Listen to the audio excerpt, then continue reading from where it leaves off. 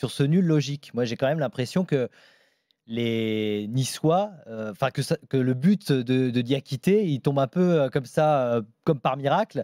On avait l'impression que les Lillois avaient du mal à approcher du but de Boulka quand même, non? Il y a deux façons de voir les choses. Ouais, tu me demandes à moi ou tu demandes à Walid? Je sais pas si tu es d'accord avec Walid quand tu parles de nul logique, mais... Si, moi je suis d'accord avec Walid, je l'ai dit de toute façon dans mon troisième point. À partir du moment où quand même tu regardes... alors, on peut en faire dire ce qu'on veut, mais quand 16 tirs ce soir, Lille. voilà, ce que j'allais dire, quand tu regardes les statistiques, c'est 16 tirs et puis pas mal de tirs cadrés. Hein. J'ai pas encore la feuille de stats, mais je l'aurai dans quelques secondes. À partir du moment où tu arrives à cadrer quand même 5 tirs du côté lillois ce soir, et puis des vrais arrêts quand même du gardien. Non, tu méritais... Il y en a eu deux vrais. Non, mais tu méritais quand même de marquer ce soir. Parce que Cabella, l'occasion, elle est... Déjà, la passe de Haraldsson, elle est magnifique, mais l'occasion, elle est énorme. Non, mais dans ce Certes, type il y a de un arrêt, mais c'est mal fini. Dans ce type de match de reprise, avoir deux occasions, deux situations à l'extérieur, de cette ampleur, et notamment celle de Cabella, à un partout, on aurait dit à ce moment-là que le match aurait pu totalement changer. C'est peut-être le fait que le but arrive très très tard et que finalement, on n'a pas vu une équipe de Lille extraordinaire ce soir. On ne l'a pas tant individuellement que collectivement. C'est vrai que là, je te rejoins là-dessus, François. C'est que même des erreurs techniques. Moi, je trouve que on avait l'habitude de il y a eu des moments où Lille nous a habitués à mieux. Maintenant, si on doit prendre avec un peu plus de hauteur ce match-là, si Nice gagne 1-0 ce soir, on aurait eu des explications par rapport au fait qu'ils ont été plus tranchants que sur la première mi-temps. Ils ont eu des grosses situations parce qu'ils ont une balle de 2-0, notamment avec Mofi, qui est assez énorme. Mais en deuxième mi-temps, quand même, Nice, c'était un peu moins tranchant qu'en première, parce qu'ils ont payé peut-être physiquement. Ils ont reculé un peu. Attention, ils ont payé aussi, parce que tu en parlais, on en parlera après, mais des choix de leur entraîneur qui étaient quand même... je vais dire, pour moi, je trouve ça contestable de sortir un mec. On a l'impression qu'ils sont sortis, tous ces mecs-là, parce qu'ils avaient un jaune. Ça va, on peut jouer un match de foot si on a un jaune quand même. Alors, il a sorti, c'est vrai, Farioli, à la mi-temps déjà. Attal, a priori, a confirmé, on aura peut-être la confirmation ce soir, mais c'est pour son carton jaune qu'il le sort à la mi-temps. Et puis ensuite, il y a effectivement Thuram qui sort, Laborde aussi. Thuram et Laborde, qui étaient peut-être deux des meilleurs Niçois depuis le début du match. Mais paradoxalement, les rentrées de Guessant et de Rosario ont apporté. Donc, il y a eu des situations, parce que je trouve qu'à la récupération du ballon, j'ai bien aimé moi le comportement de Nice qui se projetait très très rapidement sur attaque rapide en 2-3 passes. C'était assez fluide. Même les latéraux ce soir qui moi souvent, Melvin Barr est excellent. Moi souvent je critique Melvin Barr et même Lotomba, et il y a eu 2-3 percées de leur part où ils ont été plutôt intéressants. Donc voilà, moi je comprends ce que tu veux dire, François, sur le fait le nul logique, etc. peut paraître un peu chanceux, quoi. Voilà, un peu à la fin, il y a un coup franc. Oui, mais galvaudé. Mais finalement, Lille, même en n'étant pas grandiose, tant individuellement que collectivement, ils sont tout le temps dans le match. Boulka fait quand même oui, c'est vrai. Mais Boulka, on va en reparler, je pense, avec les supporters niçois, parce que c'est la vraie star de ce soir. Donc voilà, globalement, le nul est pas immérité non plus. Non, ça fait partie de ce genre de match, comme l'a dit Walid. Si Nice venait à gagner, voilà, on aurait dit bravo Nice. Bravo Nice, parce que Lille a raté les moments décisifs dans le match, notamment pour revenir et terminer les occasions. Maintenant, au moment de l'évaluation, il faudra aussi parler du niveau de certains Lillois, notamment Alexandro en deuxième mi-temps sur l'accélération de Guessant. Je veux bien qu'il est rapide, Guessant. Mais à un moment, quand même, là, c'était un plot. Alexandro était catastrophique, même la première mi-temps. C'était une catastrophe. C'était difficile. Mais c'est là où, en fait, je pense que pour Lille, ce point va être très positif. C'est qu'il y a certains leaders qui sont passés à côté de leur rencontre, qui ne sont pas prêts, je pense, aujourd'hui à ce moment de la saison. Cabella est passé à côté alors que c'est l'un des meilleurs joueurs de Lille l'année dernière, voire l'un des meilleurs joueurs du championnat. Jonathan David, je ne sais pas s'il a vu Harry Kane arriver au Bayern Munich en se disant que Tottenham, ils allaient peut-être faire une offre sur les prochains jours, mais il a été totalement transparent, hormis sa grosse occasion. Un joueur comme André n'a pas été resplendissant au milieu de terrain. Moi, j'ai bien aimé Haraldsson, mais bon, mais c'était par moment aussi. Alors on en parlera peut-être après de on Lille. va commencer par Nice, parce qu'on a un supporter niçois qui est avec nous, donc on parlera de Lille évidemment. Supporters lillois, n'hésitez pas à venir au 32-16 et à rejoindre l'after. Chris est avec nous, supporter niçois, pour une première réaction dans l'after après ce Nice-Lille et ce match nul, un but partout. Salut Chris. Bonsoir l'équipe. Salut Chris. Merci d'être avec nous. Je ne sais pas si tu étais au stade peut-être de l'Alliance Riviera ce soir. J'étais au stade. Et ça commence mal un peu. J'entendais un peu ce que vous disiez sur qu'en soi le nul il est logique par rapport aux occasions et aux chiffres et aux stats qui sont pour Lille. Ça, je suis d'accord, il n'y a pas de souci. Par contre, moi, le point que je ne sais pas si vous l'avez évoqué avant que je vous entende à l'antenne, il y a encore des décisions litigieuses, je trouve. Ouais. Notamment sur Boga. Il joue bien le coup, ça siffle, c'est Neymar, c'est sifflé, c'est Payet, c'est sifflé, mais nous, ça siffle pas. L'action de Chevalier, je l'ai pas bien revue quand il prend... c'était Mofi, je sais plus, qui a un peu fauché dans la surface. En première mi-temps, il prend le ballon. C'est Sanson, je crois. Il prend le ballon, ok. Mais même que ce soit dans le jeu, à un moment, Mofi, il se fait presque éclater la cheville pour 6 mois d'indisponibilité. Il siffle faute pour Lille. Et pour vous dire que, en toute objectivité, j'étais au téléphone avec un ami lillois qui habite à Lille, qui est fan du LOSC et tout. Même lui, sur le premier, il m'a dit ouais, il y a péno. Il m'a dit ouais, ça siffle un peu. Et je trouve que ça fait plusieurs années et un petit moment que on est souvent quand les décisions elles sont un peu partagées, la balance elle bascule souvent de l'autre côté. Moi, pour être très honnête, j'ai pas trouvé ça flagrant ce soir. Maintenant, au-delà de l'arbitrage, moi j'aime pas trop analyser le football uniquement sur ça. Moi, je trouve qu'il y a quand même des choses intéressantes qu'on a vues du côté de Nice ce soir et il faut insister là-dessus, il faut capitaliser là-dessus pour les prochaines semaines, tant individuellement que même collectivement. La première mi-temps avec Sanson qui a fait un beau match, avec Kefren Turam qui a fait une très très bonne première mi-temps. Du coup, c'est pas sûr que Kefren Turam il finisse le mois d'août à Nice quand même. Oui, il y a ça aussi. Oui, il y a ça aussi qui va rentrer en compte, mais comme pour l'autre côté avec Lille, avec certains joueurs dont on a évoqué tout à l'heure. Mais donc clairement, moi j'ai trouvé que moi je l'ai dit tout au long de l'été, on va attendre, on va être patient avec avec Nice, on va être patient avec Farioli. Mais ce soir, moi j'ai été agréablement surpris par l'intensité, par cette verticalité, par cette capacité à vouloir être dangereux constamment, et avec des joueurs qui commencent à s'imbriquer. Donc il y a un potentiel pour les prochaines semaines. Moi j'ai envie d'insister sur quelque chose ce soir et j'aimerais avoir ton avis. Tu étais au stade, non, Chris? Ouais, il était au stade. Ouais, t'étais au stade. Ben moi, je pense que le fait d'avoir, c'était quoi? Vous étiez 29 000 ou il y avait c'est ça, presque 30, 29. Voilà, bon, disons 30 000 personnes quasiment. Mais moi, je suis sûr que ça joue sur les joueurs. Ça joue sur les joueurs parce que certes, c'est le premier match, mais il y avait quand même une énergie dans le stade. Tu vois, il y avait très très peu de places vides par rapport à d'habitude. Et je suis sûr que nouvel entraîneur, certes, donc voilà, un peu de fraîcheur. Il n'y avait pas forcément de nouvelles recrues sensationnelles dans cette équipe, à part Boga.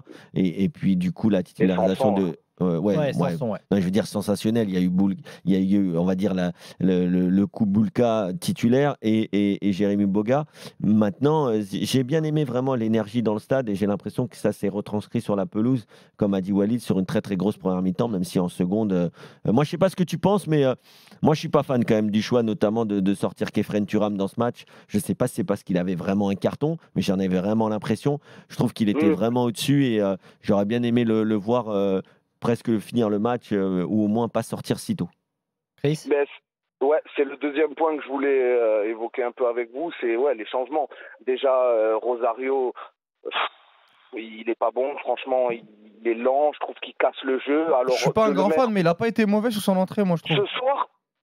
Ce soir, bon, il a pas été mauvais comme tu dis, mais habituellement, honnêtement, on voit la différence avec Thuram, évidemment. Voilà, c'est ça.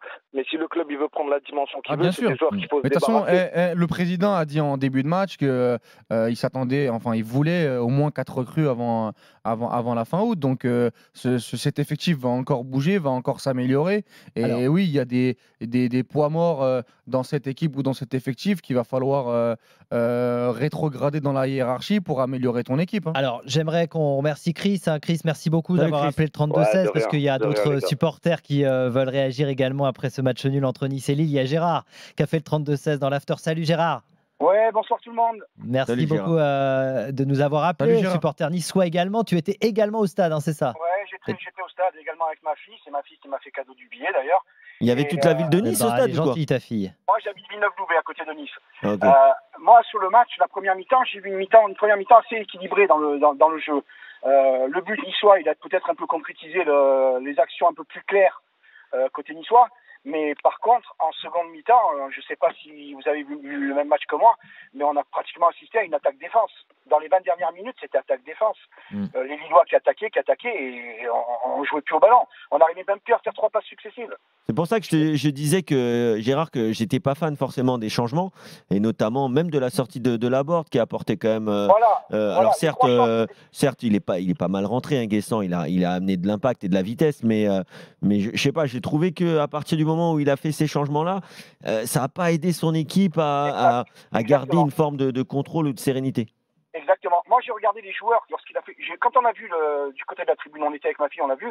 Quand on a vu les 3 Niçois se lever, moi, j'ai dit à ma fille, il va faire 3 changements d'un coup. C'est chaud quand même. Et puis, à l'énoncé des joueurs qui sont sortis, surtout Thuram. J'ai pas trop compris pourquoi il a sorti Thuram. Parce que Thuram, au niveau du milieu de terrain, il a assuré, hein, le gars. Mais, il a été monstrueux en première période. Il a été monstrueux en première période. Le but qui est refusé. Bon, nous, on est du côté de la tribune où il y a eu le but qui a été refusé. On n'arrive pas à voir s'il y a hors-jeu. Il est hors-jeu. Il est hors-jeu. Je comprends. Ouais. Mais on n'arrive pas à voir au début. Hein. Mais c'est vrai qu'à un moment donné, le bloc a trop reculé. Et après, tu le payes cash parce que à Lille, même s'ils ne sont pas inspirés ce soir, ils vont gratter la petite faute au bon moment. Et t'as le petit Angel Gomez qui va servir dans les meilleures conditions de Diakité. D'ailleurs, lapsus parce qu'André Gomez, on voit qu'il a manqué aujourd'hui. Oui, bien sûr. Là aussi, vous avez 3 défenseurs qui font quand même plus d'1 m 85. Pour le coup, il n'est pas tout seul en fait. Il est tout seul. Il est tout seul à la réception, mais il est avec Dante. Il est avec Dante. C'est Dante qui, pour le coup, lâche le marquage ou se fait attraper. Bon, même si Diakité, il est pas mal de la tête. Hein. Il est énergique. Il fait un bel appel contre appel, mais c'est dommage que ce soit le joueur le plus expérimenté du championnat, quasiment, qui lâche le marquage à la dernière seconde. Gérard, merci en tout cas d'être passé. Je peux dire juste une chose de plus. Vas-y, Gérard. Honnêtement, en toute franchise, si Nice avait gagné ce soir 1-0, j'aurais dit que c'était un petit hold-up quand même. D'accord, ok. Bon, j'aurais pas été jusque-là, moi. Okay. Sur la vue de la deuxième mi-temps, surtout. Bon, moi, je me fais incendier sur l'appli Direct Studio parce que j'ai parlé de nul chanceux. Je me rattrape, c'était pas nul chanceux que je voulais dire, hein, pardon aux Lillois qui écoutent, mais moi, j'ai pas trouvé Lille extraordinaire et on va en parler d'ailleurs. Donc, on va remercier Gérard, supporter niçois. Merci beaucoup d'être passé et on va parler de Lille dans un instant. Mais d'abord, on continue notre débrief du premier match de la journée. On a parlé des Niçois, on va parler des Lillois avec Cédric qui a fait le 32-16 pour nous rejoindre sur RMC. Salut Cédric. Salut les gars, salut tout le monde. Je crois que c'est ta première dans l'after, non? Salut Cédric. Exactement, ouais. C'est ma grande première. Bah voilà, première journée, et t'es déjà là. Pour parler de ton équipe de Lille, alors comment tu l'as trouvé, toi, cette équipe qui arrache ce match nul? Alors j'ai beaucoup de choses à dire et en même temps je sais pas par où commencer. Surtout que quand j'ai contacté le direct studio, j'avais déjà un verdict assez tranché. Et c'était avant l'égalisation, c'est ça? J'ai pas envie que l'égalisation en fin de match ne change quoi que ce soit. Les gros points noirs, j'ai quand même senti pas mal de joueurs qui n'étaient pas du tout concernés. Alors je sais pas du tout ce qui s'est passé, mais c'était frustrant, c'était stressant, incompréhensible vraiment par rapport notamment à ce qu'on avait pu voir lors des matchs préparatoires, lors des matchs amicaux. C'était vraiment l'exact opposé. Pareil après, j'ai pas trop compris l'animation offensive, notamment sur la ligne des milieux. J'avais vraiment l'impression qu'il y avait une sorte de gros sandwich entre David qui était tout seul devant, le pauvre, et André qui essayait de faire le ménage à la récupération. Mais ce milieu Cabella, Baleba, Haraldson et le pauvre Virginius aussi, mais j'ai pas trop compris ce qu'il faisait sur le terrain pour le coup. Bref. Mais c'est vrai qu'individuellement, on en parlait tout à l'heure, mais il y en a beaucoup qui sont passés à côté ce soir. Hein.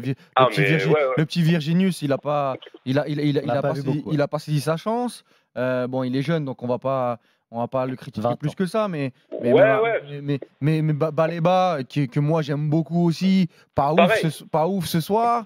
Cabella, il n'est pas rentré de vacances, j'ai l'impression.